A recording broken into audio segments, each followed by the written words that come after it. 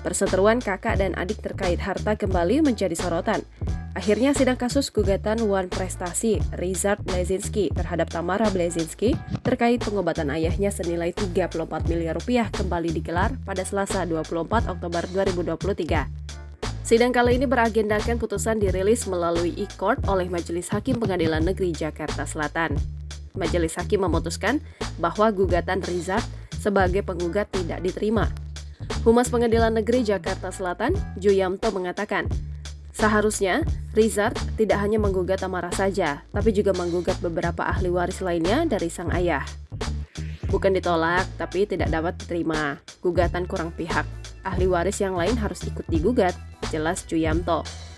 Iya, bukan hanya Tamara saja, itu pertimbangan majelis hakim.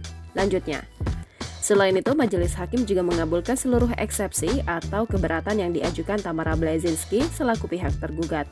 Maka itu, Ryszard kini diwajibkan untuk membayar Rp408.000 sebagai ganti biaya perkara hingga putusan. Sebagai informasi, latar belakang adanya gugatan ini karena biaya berobat ayah mereka, Zbigniew Blazinski, yang mencapai $130. Pada 2001, mereka sepakat untuk ditanggung berdua, yaitu Tamara dan Ryszard Blazinski. Hingga saat ini, kesepakatan itu tidak dijalani, sehingga Ryszard menggugat Tamara ke Pengadilan Negeri Jakarta Selatan. Download Tribun X sekarang, menghadirkan lokal menjadi Indonesia.